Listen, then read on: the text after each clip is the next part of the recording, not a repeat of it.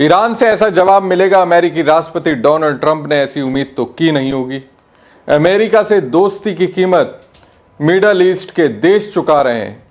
Iran ने अमेरिकी और इजरायली हमले के जवाब में पूरे पश्चिम एशिया में कहर मचा दिया। ईरान का करारा जवाब डोनाल्ड ट्रंप को तो चौंका ही रहा होगा। ईरान के सुप्रीम लीडर खामनेई जो ट्रंप को कहा था वो अब कर कर दिखा रहे हैं। नमस्कार दोस्तों, मैं हूं परवीन सानी। दोस्तों, ईरान ने इजराइल समेत पश्चिम एशिया के 8 शहरों में हमला किया। ईरान बैलिस्टिक, सुपरसोनिक और क्रूज मिसाइलों से Israel, Bahrain, Qatar, Kuwait, Saudi Arab, UAE, Jordan और इराक के दर्जनों शहरों पर हमला करा। ईरान ने कहा कि दुश्मन की हाल तक हमारा हमला जारी रहेगा। ईरान ने हमलों का जवाब वैसे ही दिया जैसे वो महीनों से धमकी दे रहा था। ईरान ने पहले इजराइल को निशाना बनाकर बैलिस्टिक मिसाइलों और ड्रोन की बौछार कर दी। इसके बाद ईरान ने अप्रत्याशित ताकत का प्रदर्शन करते हुए पश्चिम एशिया के 7 देशों पर हमले किए। इन देशों में ईरान का मुख्य टारगेट अमेरिकी सैनिक अड्डे हैं। ईरान ने Bahrain, Qatar, Kuwait, Saudi Arab, UAE और जॉर्डन में ताबड़तोड़ मिसाइल हमले किए। यहां अमेरिकी सैन्य अड्डे ईरान के मुख्य टारगेट थे। यूएई और इराक ने अपना एयर स्पेस बंद कर दिया। इधर दोस्तों, ईरान के विदेश मंत्रालय ने एक सख्त बयान जारी कर कहा कि देश अपने जवाब में हिचकेगा नहीं। एक्स पर पोस्ट किए गए एक बयान में ईरान के विदेश मंत्रालय ने कहा, अब समय आ गया है कि देश की रक्षा की जाए और दुश्मन के मिलिट्री हमले का सामना किया जाए। तेहरान से रियाद की दूरी 1238 किलोमीटर, तेहरान से दुबई की दूरी 1197 किलोमीटर और ईरान से इजराइल की दूरी 1724 किलोमीटर है। ईरान पहली बार सैकड़ों किलोमीटर दूर तक हमला कर अपनी सैन्य ताकत का प्रदर्शन कर रहा है। ईरानी मिसाइलों का गल्फ में सुरक्षित माने जाने वाले यूएई में पहुंच जाना बड़ी बात रही। ईरानी मिसाइलों की वजह से दुबई और अबू धाबी में कई धमाके हुए।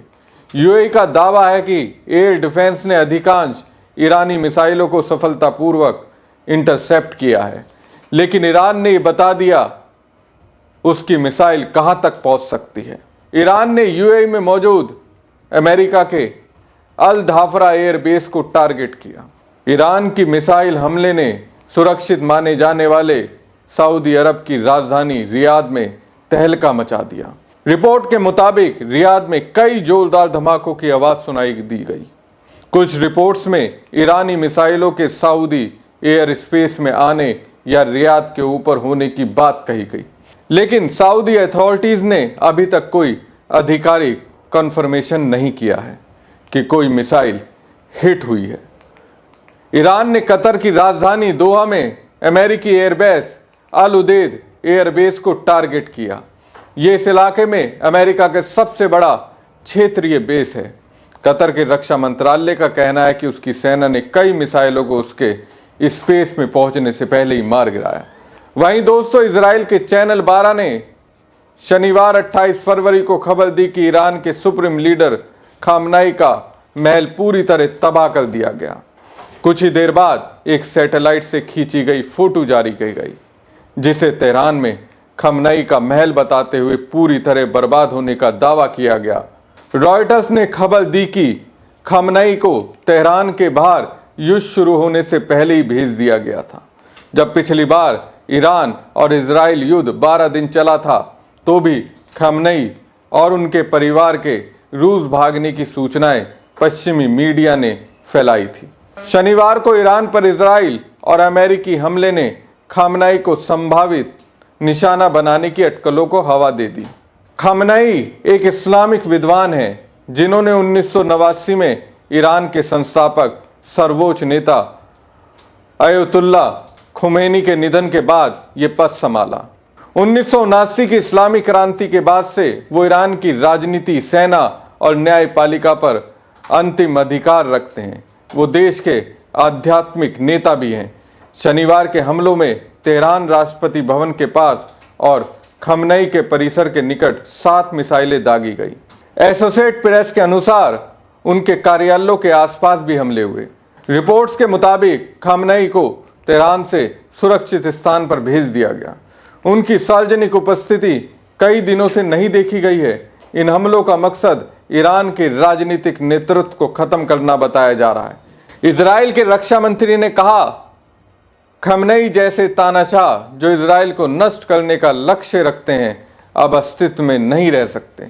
प्रधानमंत्री नेतन्याहू ने संकेत दिया कि खमनई की हत्या से लंबे संघर्ष का अंत हो सकता है। अमेरिकी राष्ट्रपति डोनाल्ड ट्रंप ने हमलों की घोषणा करते हुए कहा कि ये ईरानी शासन से तत्काल खतरे को खत्म करने के लिए है। उन्होंने पहले खमनई को आसान निशाना बताया था और कहा था, हम अभी उन्हें नहीं मारेंगे, कम से कम अभी नहीं। ट्रंप ने ईरानियों से अपील की थी कि वो सरकार को उखाड़ फेंकें, क्योंकि ये पीढ़ियों का एकमात्र मौका है। खमनई की स्थिति ईरान की स्थिरता के लिए आधार है और उनका निशाना बनना क्षेत्रीय युद्ध को और भड़का सकता है। फिलहाल खमनई की लोकेशन अज्ञात है और स्थिति अत्यंत तनावपूर्ण बनी हुई है। हमले जारी हैं और स्थिति अत्यंत तनावपूर्ण है। सत्ता परिवर्तन की संभावनाएं मौजूद हैं, लेकिन ये तत्काल नहीं लगती। ये ईरानी लोगों के आंतरिक विद्रोह और लंबे संघर्ष पर निर्भर करेगी। लेकिन क्षेत्रीय युद्ध का विस्तार होने का खतरा बढ़ गया है। वैसे अमेरिका और इजराइल यही चाहता है कि ईरान के खिलाफ मिडल ईस्ट के देश भी इसमें कूदें और ईरान पर हमला करें। खाड़ी देशों के पास अब बहाना भी है, लेकिन खाड़ी देश कम सतर्क नहीं है। ईरान ने पहले ही साफ कर दिया था कि अगर खाड़ी के किसी भी देश का इस्तेमाल उस पर हमले के लिए हुआ तो वो उन देशों पर हमला करेगा।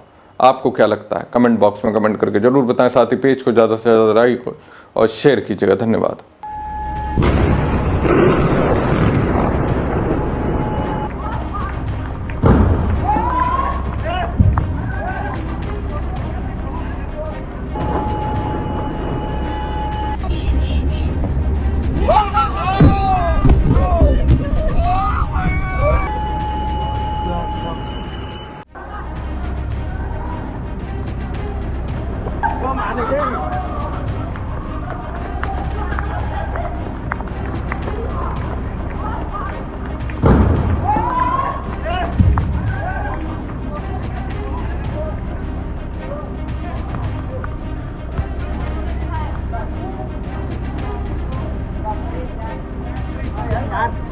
ओह माय गॉड, बिल्कुल मेरे रूम के सामने। या अल्लाह खैर।